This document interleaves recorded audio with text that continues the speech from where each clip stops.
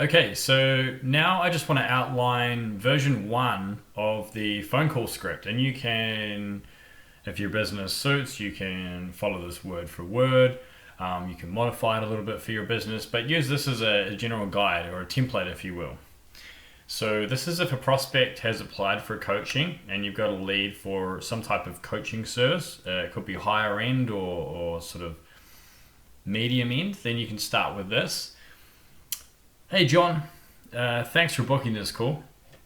I just want to let you know that I start every call with two questions. These questions allow me to see where you are and how I can best help you, okay? So here are the two questions. Why me? And why now? What I mean by that is, why did you specifically reach out to me? And why now in your life? Now, the reason that we ask those two questions is because essentially they're most likely to proceed to tell you why they need you and your services and why you're qualified for this. So really they're selling themselves on you. So you can just sit back and relax. If they respond negatively in the call, this shouldn't happen if you acquire the call properly. So if somebody applies for your service,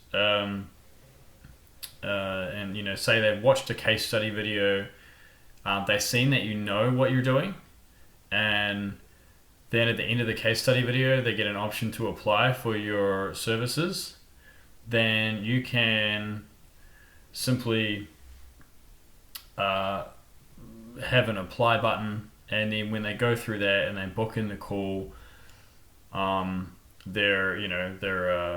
you've got the survey there, so they can't book on the call without completing a short survey about why they think they need your help.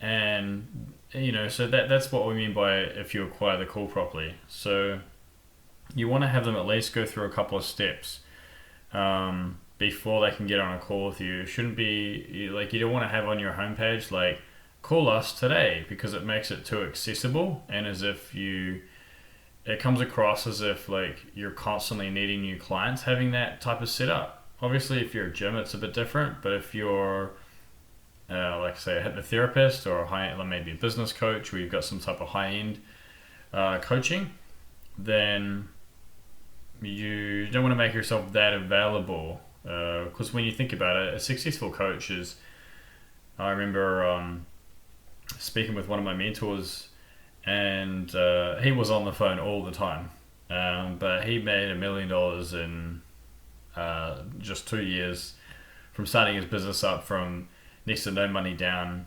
and built up a successful business coaching company.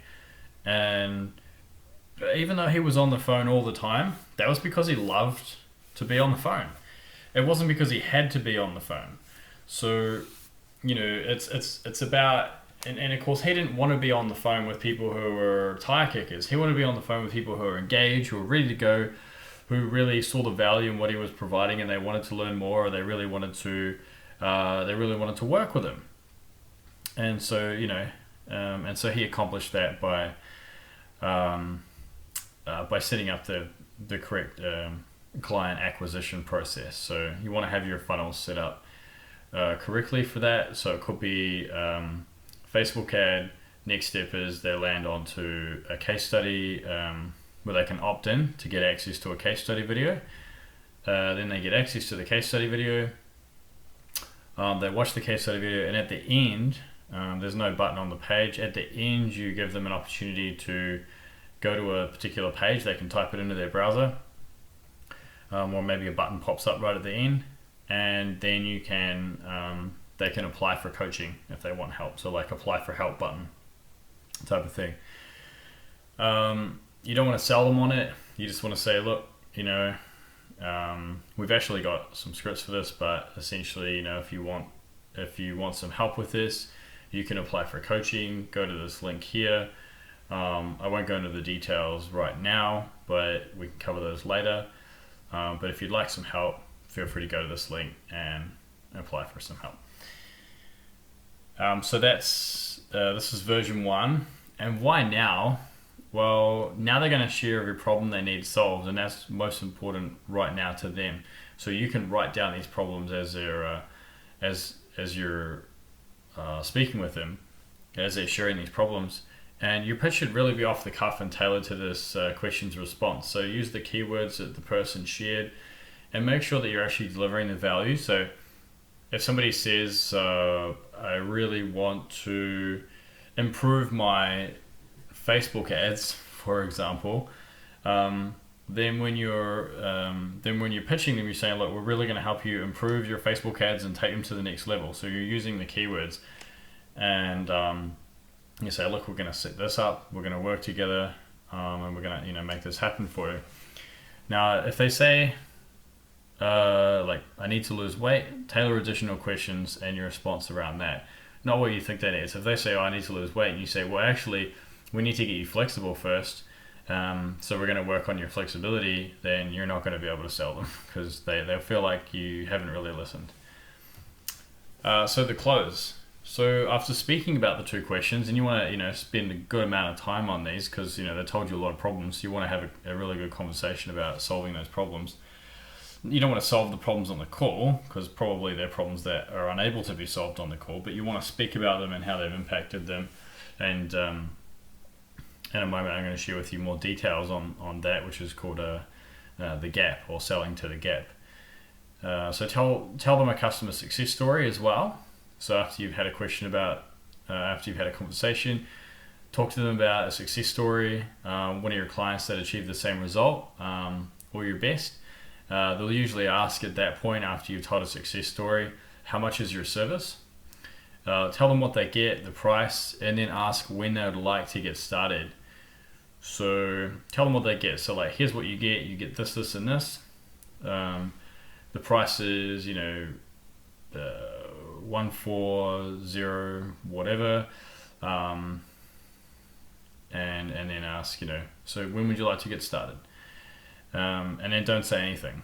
So just, allow them to ponder, and even if it takes them a while to answer, just let them just wait it out. Let them get to the yes or the no, either one. If they have objections, obviously you can handle those. If they say no, you got two options. So you can add them to your Facebook group, to your email list, wait for them to eventually come around, and they usually do, because the online follow-up process is really good. Or you can run retargeting ads aimed at them via the email list. You might have an email list that you've segmented of people who have worked with you, or who have gotten on a call but not actually signed up. And your retargeting ads will have like testimonials, case studies, free content, things like that. And you'll find that several will actually reach out with a new attitude. They'll actually come around and say, hey, actually, I remember one particular client. We worked together for 4 weeks, and we got his campaigns up and running, and they were going really well. And then he got sort of focused on other areas of his business, and he went down that route and focused on some of those for a bit. And then later on, he actually came back around, and he was like, actually, when we set up those Facebook ad campaigns and run those digital campaigns, they were some of the best campaigns that we've ever run in terms of cost for return. So I'd love to actually, start that back up, please, if we can. So, he was, he moves into, rather than a position of me saying, but we should really keep this going because it's working really well. It's better that he came back around with a new attitude and was like, actually, it did work really well. Let's keep going. And that, that's a much better position to be in for your own business when people are coming around to you. Okay, so this is version 2.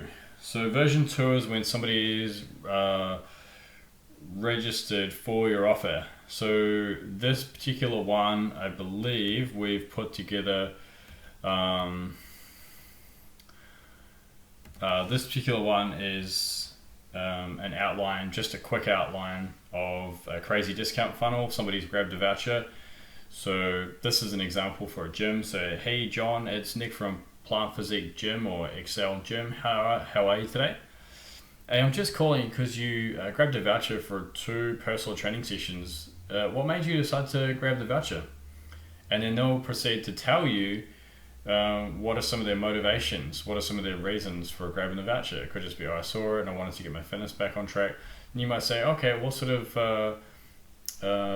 goals are you working on at the moment? So that way you can start to delve more into their goals and what they're looking to achieve and that sort of thing. So you continue with questions, building some rapport as you go along. Ask questions like, are you training at the moment? Do you need more energy? Do you have kids at home that you need to keep up with? All this type of stuff. And you want to get as much information as you can. And the main thing is you're building trust and rapport. So, and that will dramatically increase your show rates for people showing up to actually redeem the vouchers. Doesn't matter whether you're in dentist or hair or beauty salon or massage, restaurant. Most restaurants wouldn't necessarily call, but I think it's a great idea when clients of mine have actually called their potential customers and just encourage them to come down. Just, hey, noticed you grabbed the voucher. Just wanted to say a friendly hello and thanks for grabbing that. Just wondering when you'd like to come down and redeem the voucher. So, you can it could be friendly. And that's a great way to sort of bring a face and bring to sort of humanize your offer as well.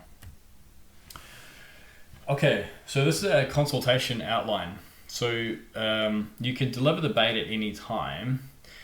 The reason that I wanted to outline this with you guys is because, so far we've covered some of the phone call, but now we want to cover the actual consultation itself. So, when somebody comes down to your business, if you're, say, a gym, massage, chiro, dentist might be a little bit different, but you can modify this process. This is really the way that we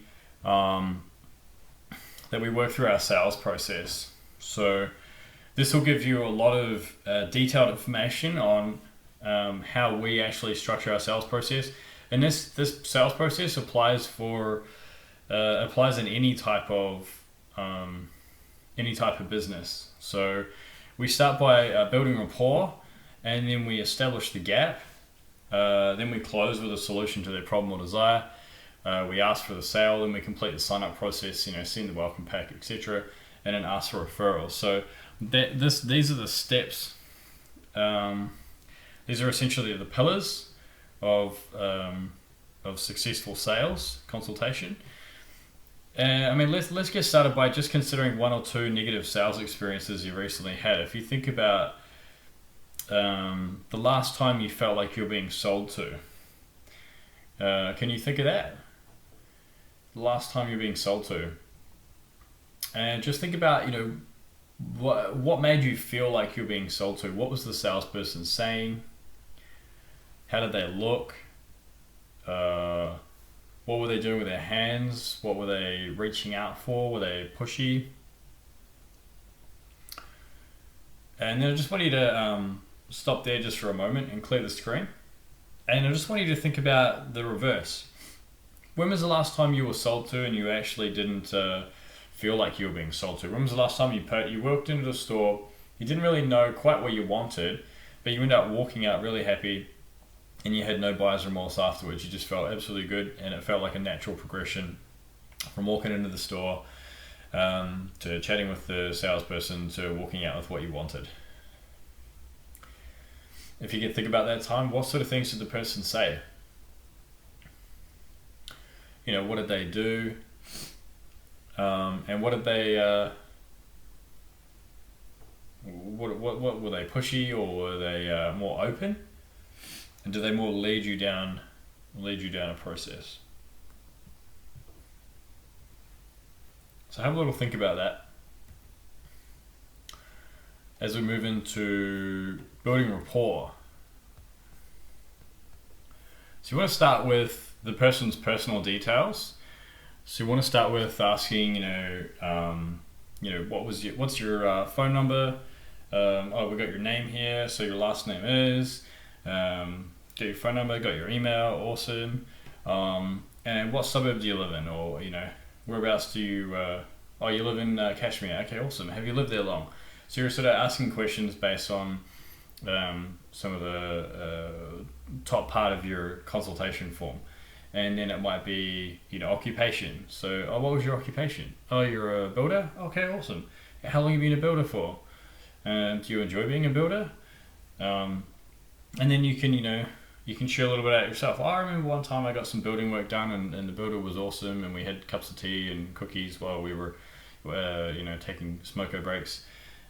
So building rapport is really about asking questions about, the top part of the form usually, the personal details. And that's a great opportunity for you to build rapport. You usually spend about 5 minutes there. And remembering the NLP section that we went through.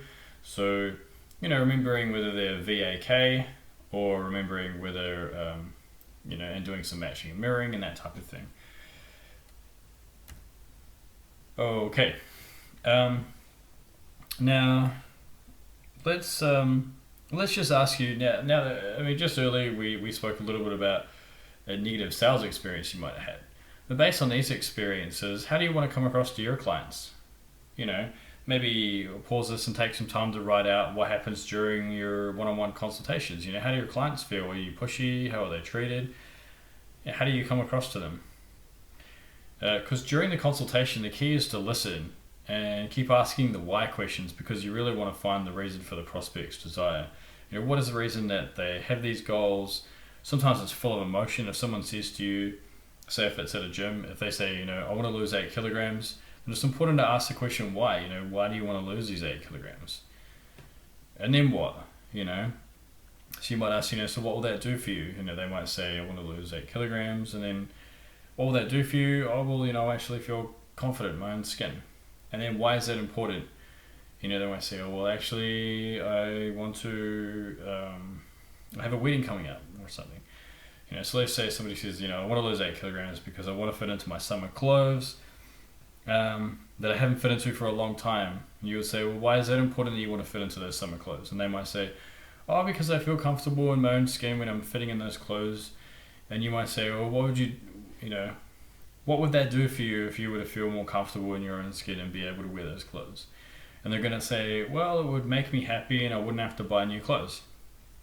So happiness is an emotion, so you're really looking to help them to rediscover what it is that's driving them, so you can use that fuel and they can use that fuel to drive them forward to get more results and to help them, of course, cross the bridge between where they are now and where they want to be. So really, part of the reason why you're sitting down with them having a consultation is to help them cross the bridge between where they are in terms of maybe that they haven't started yet, or maybe they're not a regular client yet with you, and help them bridge over to take on your coaching and your service so they finally get the results they want. And usually there's fear stopping them between getting the results.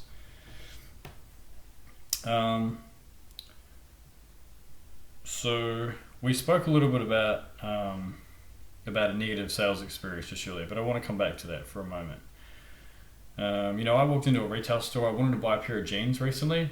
The sales assistant came across. She was very young, but she came across as quite fake. It didn't really seem to have an interest in really helping, just more of an interest in bouncing around the store, just saying hello to people, but wasn't that actually interested in actually helping me find the pants that I wanted. So I asked her if she had a pair out back because it wasn't the right color. So she went out, had a look, and she came back with a pair. Then I tried some one that didn't fit right. So I asked her if she had a similar type of jeans. So she went and helped, and that was quite helpful. But then as she came out of the change room the second time, she was like, oh, you should definitely buy those. And I felt like there really wasn't much rapport there. So I felt like she was, trying to push it onto me. But then when I got to the counter, she said, oh, you can actually get 2 pairs for this price. It's a discounted price. I said, I really just want to get one. And she said, oh, you should get 2. It's a good deal. At that point, I really decided that I wanted 1 pair. So she was just being a little bit pushy there. So usually a positive sales experience happens when somebody's more experienced. Maybe they're a little bit older. They've just had more sales training and they've got the real, mindset, or they've just got a really good flow in their communication. So that's kind of a semi-negative experience. It wasn't overly negative, but just a little pushy in the wrong areas. Whereas now I want to describe, a positive sales experience that I had. So A positive sales experience for me was when I wanted to buy a mattress. So I went into a store after scanning some stores online. Walked in, the salesperson was friendly. He said, "Yeah, how's it going?" He was pretty relaxed. I realized that I wanted to purchase a mattress, or he realized as well. So he asked me if I had much experience with different mattresses, and I told him what I've been sleeping on. He asked me a few more questions about whether I needed a firm mattress or a soft mattress, and then we got a bit of a feel for some of the mattresses by going around and just jumping on a few. Then one of them that I liked, that I felt I had a lot of support, the support I needed. He told me a little bit about the mattress, what they had in it, the different layers of the mattress, and for me it felt good. So I had a pretty logical reasoning behind the mattress. And I'm not a mattress expert, but the most important thing is that he kept rapport the whole time. So he was pretty relaxed. He wanted to know what I needed, and then he showed me around a selection of mattresses that he thought might be appropriate. And then eventually we ended up narrowing down to the one mattress. I asked him whether they had delivery, and he said they do, and it could be delivered to my place the next day. And then he asked me when would I be looking at wanting to buy a mattress. I said the next day or two, and he said, "Well, what sort of criteria do you need in order to know the mattress is right for you?" So I said, "Oh, it's a bit of a guess game." He said, "Well, that's okay. If you take the mattress home and you sleep on it and you find you don't like it, you can bring it back and you can swap it for another one, or you can get your money back. That's fine." So that for me was really helpful. I still didn't leave the store. After thanking him, and then I looked around. I thanked him, and then I left the store. And then I looked around at a couple of other mattresses and realized that the price wasn't right of the other mattresses at the other stores, and that the original price for the first mattress was the best quality. So I ended up going back there, spoke to the same salesperson, and we completed the sale. Now, even though he helped me narrow down a mattress and then he guided me through the process as if he was on my side of the table, we're both on a bit of a mission. We're both on a bit of a mission together to find a mattress. So it wasn't from the angle of trying to sell me, it was from the angle of let's say if I can help you find the right mattress for you. So a little bit of a difference in the initial approach. The rapport is a lot better, he asked the right questions. So that's really a positive experience I wanted to share with you. So let's cover a little bit more about the sales side. So we just started talking about the why, and we covered a little bit, digging into the why and the reason for why the person would want your product or service. Because people buy on emotion, not on logic. So people always buy for emotional reasons, not logical reasons. Now, for the people who are quite logical, the logical side will come into it, but they need the logical criteria met, and then they can feel some sort of emotion about it. So for me, when I buy things, it's all logical first, and then once all the logical side of things is met, say the price is right and it's the right size and the right color or it fits right, then it ticks all my logical boxes, then I can feel good about it. So the emotional reason is always the reason that will motivate people to invest in your service. Now, when it comes to salespeople, which really the fear of rejection is why most people avoid sales conversations, and you really need to get over the fear of rejection, and hopefully during your sales training we'll be able to help you to look at sales from a different angle and take the fear out of it for you, because the same people who don't like to be sold to usually don't like to sell their own service. Now, I like to be sold to, but I don't like a hard sales tactic. So I don't like people trying to be pushy. So it's a little bit about learning the things that put you off sales and making sure you don't do those things when you're selling. And that's why it's important to cover those questions at the start of those and write those out. So make sure that you have some sort of positive experiences so you can start, selling easier for you. Really show your care. One important factor is that people don't care what you know until they know how much you care. So you really want to show people how much you care about them and how much you care about their results and care about how they feel. And you do that by building rapport. So we're just going to flick back to this rapport slide here. So you always state your conversation by building rapport, such as, how was your day? Chat with them about what they've been up to for the day. If they've been working, what do they do for work? If they've been at home. So you can sort of circle back around the stuff and just take different angles for rapport. If they've been at home, what have they been up to at home? Do they have kids? What are their kids' names? How old are they? How many kids do they have? If they're at a job, how long have they been at their job for? Do they enjoy it? What are their hours like? All these things give you information for later on in the consultation as well. So some other things you can cover is if they like going on holidays. So at the top of that form, how often they go on holidays, because then you can use it in their goal setting later for when their next holiday is coming up. Say in the gym example, maybe they want to get a bikini body for the next holiday coming up. Now, we're going to cover some sales basics. So when you take the high ground by being ethical and honest, you don't need to be the best in sales. You just have to be honest about what you're providing, and you have to be ethical. So don't oversell something that you're actually not delivering. So say if you're selling a 45-minute session, but really it's a 30-minute session, then obviously it's not ethical or honest. So as long as you know and believe in yourself and what you're providing, you don't need to be an excellent or great salesperson. So tricks versus helping others. We're still on this rapport slide in case you're wondering. I just wanted to add a whole bunch here for you guys just to make sure that we're really adding a lot of value and background before we get into the nitty gritty of the establishing the gap. So the next tip really is that you want to establish the gap. So we'll flick over to the next slide. You establish the gap by showing them what they need, and then they'll sell themselves into it. So we're going to cover that in more detail in just a moment. Now the reality is this, circus tricks only get us so far. These hypnotic phrases or these magical tricks or double binds or anything like that. I mean, you guys know I'm training in NLP and hypnosis. But people are really smart these days, and if you're doing a lot of tricks, they tend to pick up on it. People are used to being sold now. So whether it's a TV, radio, magazine, in person, by their friends. So tricks will typically not be the complete reason or the be all end all for why someone will join or purchase your service. So they want to know you care and that you can help them get what they need. But they need to know what they need, and that's where we're going to cover creating the gap in just a moment on this slide here. So you really want to be about helping others and helping others reach their goals, whether you're a beauty salon or hair salon or chiropractic business. All these concepts can be applied to your business. Whether I'm using the gym example or fitness examples or not, it's just an example, because the fitness, like I've mentioned in the past, is one of the hardest things to sell. So if we can sell fitness using this process, this sales process, then you can sell whatever service. You just take out some of the examples that I give you and just imagine replacing them with your business examples. So that's why in the rapport stage, the beginning is most important, because it's always easy to sell a person when you care about them and of course you like them, but when they know that you care as well. So make sure you're going to sell them a product that will work for them. So obviously you're not going to sell somebody a muscle gain program, if their goal is to lose body fat, because the two, they're completely different products.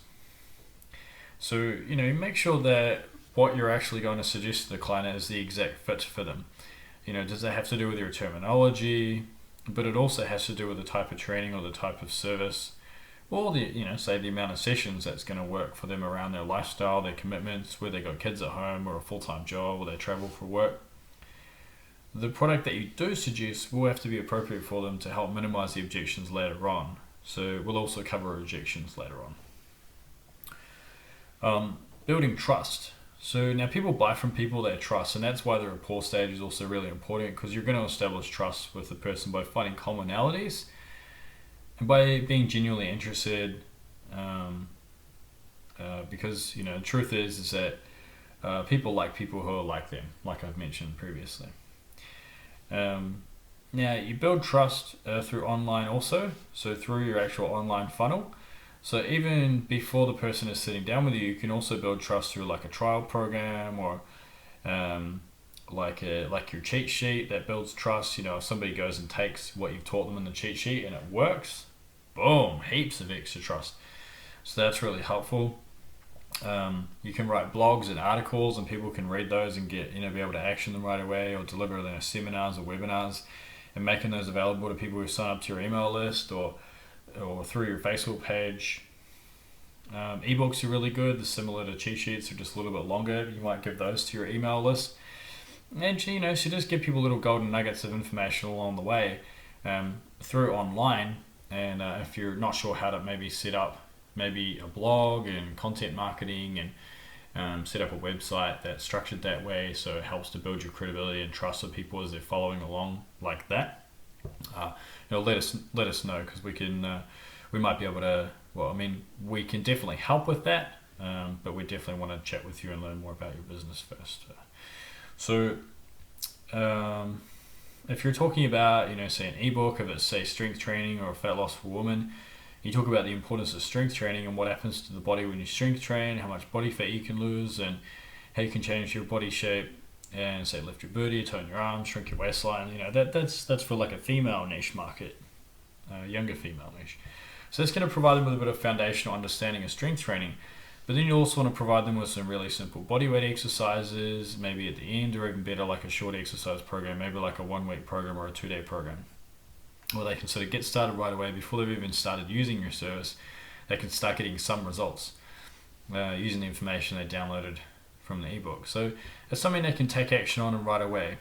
Solves one problem or helps them with one thing, and that really boosts a lot of trust. Shooting videos is also a great way to build trust. So people will watch your videos over time. They'll start to trust you more, and that will help lead them to make decisions about deciding to work with you, because you'll be on their top of mind for that person. And they'll actually be thinking about you next time they want to hire a personal trainer, or next time they want to hire somebody in your service business. Maybe they want to get a haircut, maybe they want to get a color, and they know that you're that like number one person, so you become top of mind. Now, here's how to create the gap. So this is really where you want to help people clearly see the gap between where they are, between where they want to be and where they are now.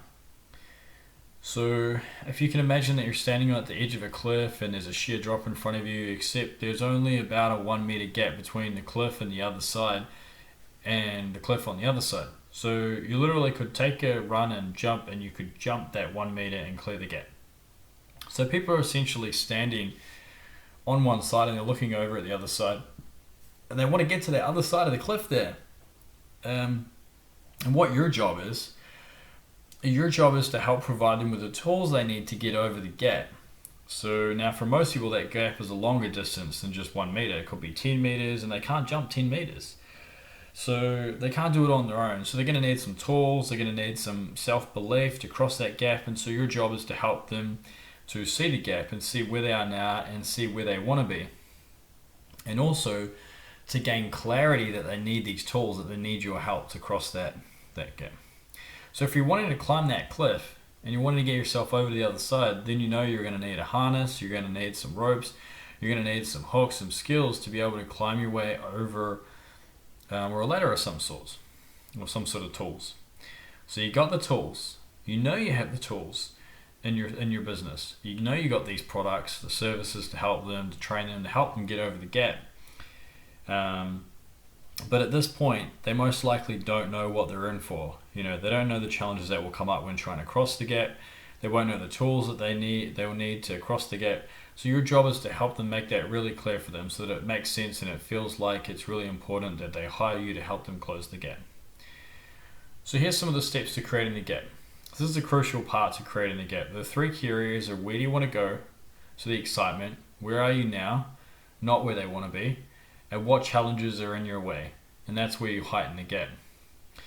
So you ask, where they want to go by asking, say, what sort of results do you want to achieve? Anything else? After what sort of results do you want to achieve? And they say, I want to be back pain free. And you say, anything else? And they might say, well, actually my ankles hurt too. And you might say, what's your number one problem right now? They might say back pain, not being able to sleep. It's keeping me up all night. And if you're a chiropractor, for example.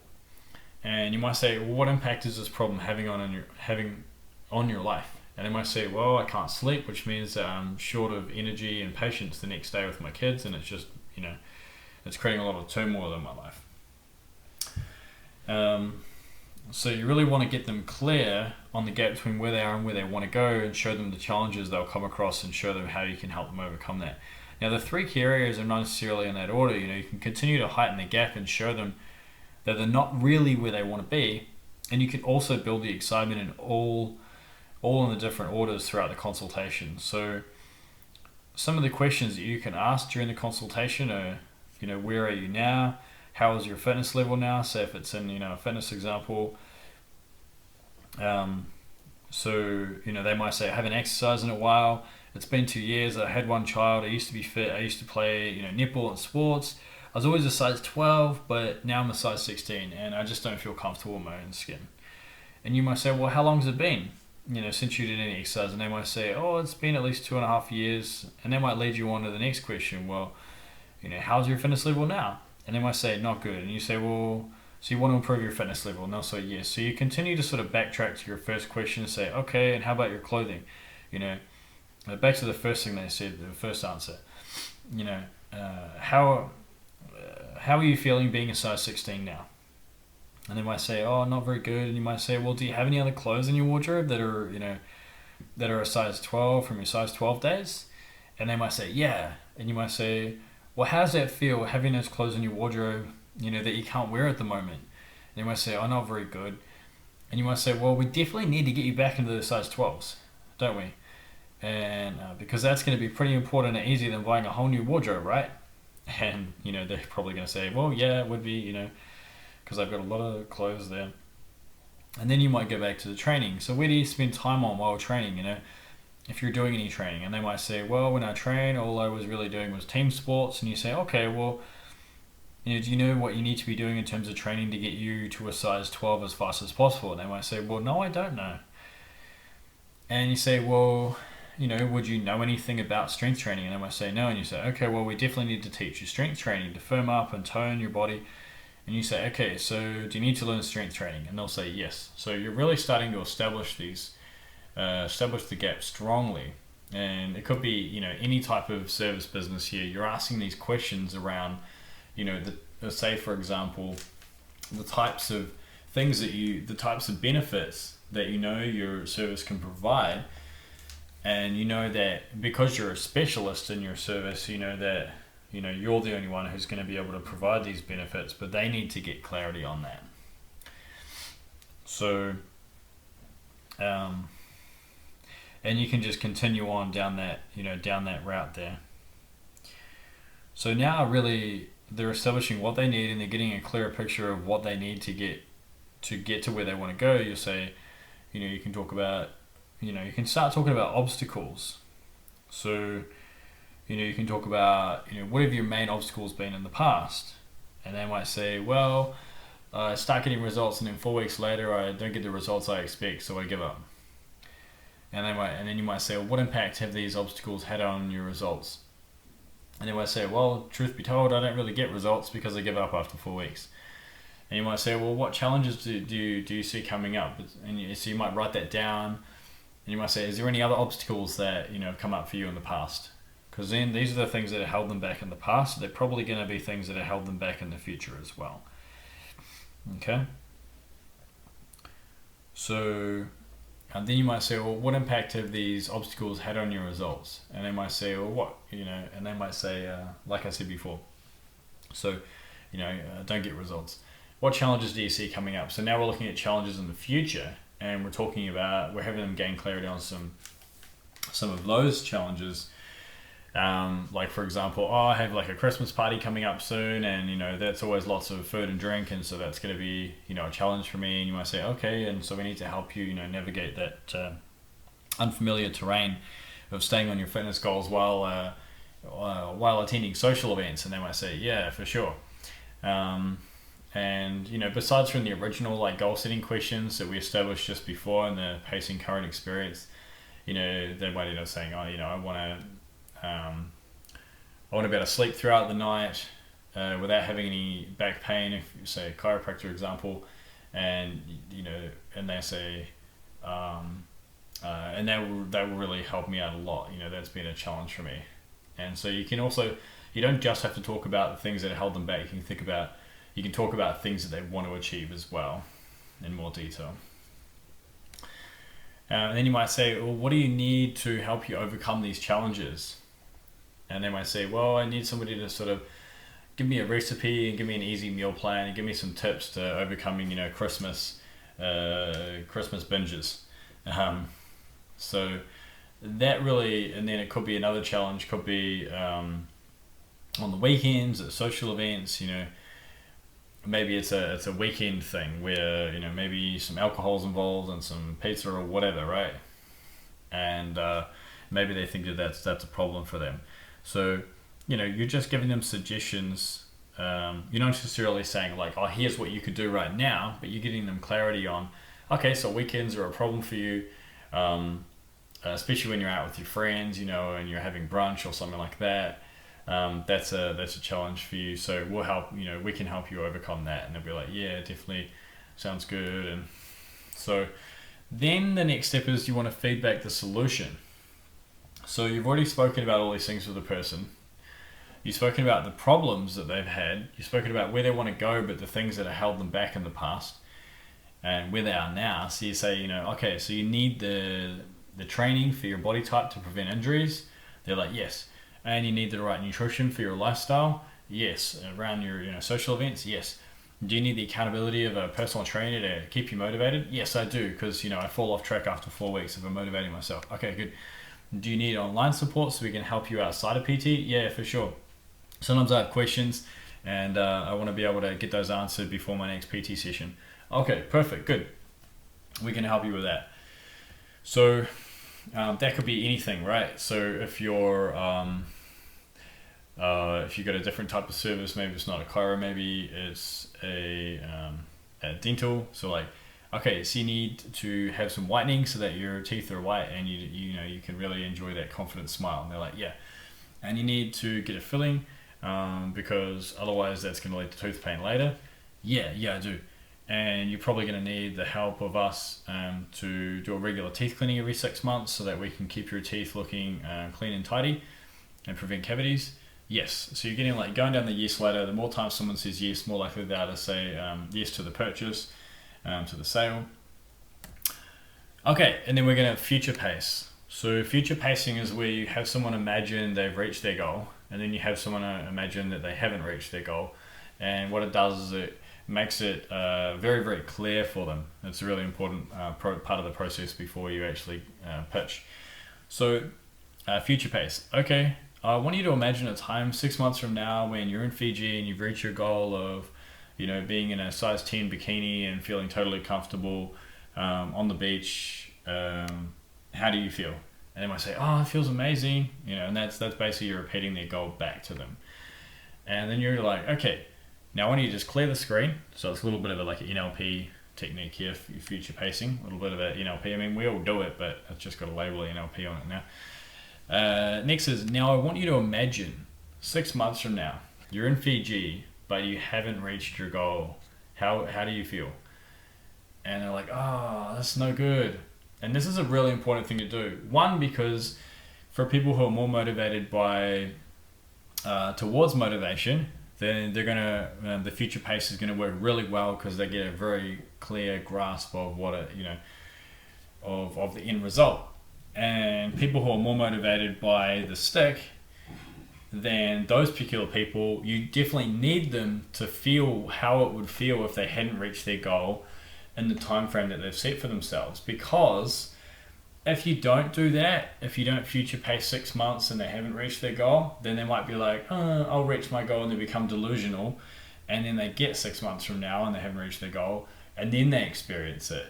So why not experience the feeling of not having your goal now so that you can be motivated, realizing that it's actually going to suck real bad if you don't reach your goal. Okay? Really important process. And then the next step is you just close with a solution. Really simple. So you might just say, okay, well, Jenny, based on the fact that you want to get to a size 10 for your Fiji holiday so you can walk down the beach and, like you said, feel amazing, and the fact that you need to get through Christmas and all those social events so that you don't fall off track, and you need the accountability from our trainers to keep you exercising past 4 weeks, which is longer than you've done in the past. Definitely need that accountability and that motivation. I believe our 20-week challenge is right for you. So really you're just saying, based on the fact, then you're inserting what they told you with the results they wanted. So use their keywords. So if they said, I want to feel amazing in Fiji, then you want to say, so you can feel amazing in Fiji, based on the fact you want to feel amazing in Fiji. And then the fact you need, and then repeat back the solutions to overcoming the challenges. So you need the training, the accountability from your own personal trainer walking you every step of the way. You need the nutrition. You need somebody to fine tune your meal plan so you know what to eat, when, and how. And you also need to get that support online as well, because you have questions when you're out and about and you need those answered before your next session. I believe our 20-week challenge is right for you. At your close. Then they'll say, okay, sure. And then you say, it only takes a couple minutes to complete the paperwork. Would you like to get that sorted now?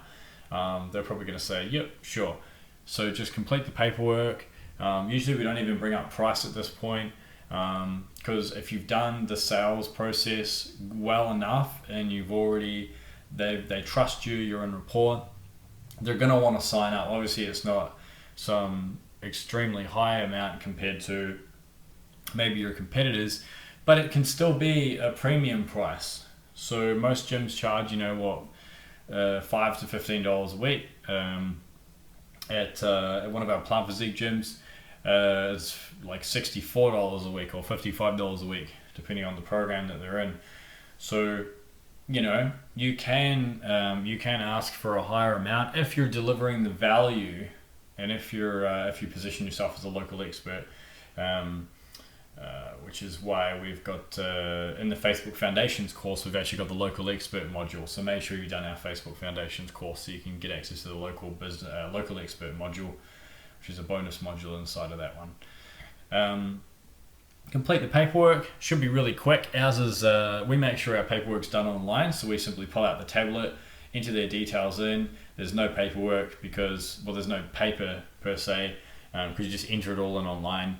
And then the online system just processes it all for them, sends them the invoice, and bills them every week. So it's all automated. We use MindBody Online.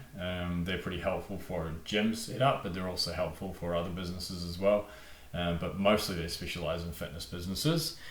Then we ask for referrals. So do you have any friends that you think might be interested in, in a particular offer? It could be a free offer, like 2 free personal training sessions. And Jenny might say, yeah, for sure, I do. And you're like, great, well, I'm happy to give them a call and help them get started. Just put their name and number down here, and I'll give them a call in the next couple of days. Awesome. So I just want to let you guys know, congratulations, you completed Facebook ads for service businesses. But wait, maybe you've been through this training and maybe you got some questions still. Maybe you just need a little kickstart to get started. Maybe you need us to help you out a little bit. You can apply for our help, and you can do that through thriveentrepreneur.com/call-thanks.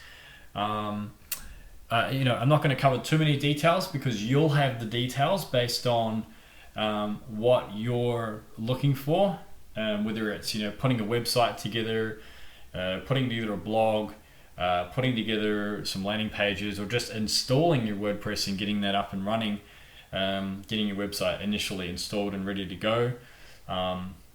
Whatever it is, whatever you've got a bit of a challenge with, maybe we can get together and have a chat. So feel free to jump onto that. It's our website /call-thanks. If you've covered anything in this course that you had any questions about, do let us know, and we'll be happy to answer those questions for you. So thanks for following, and we'll look forward to catching up with you soon.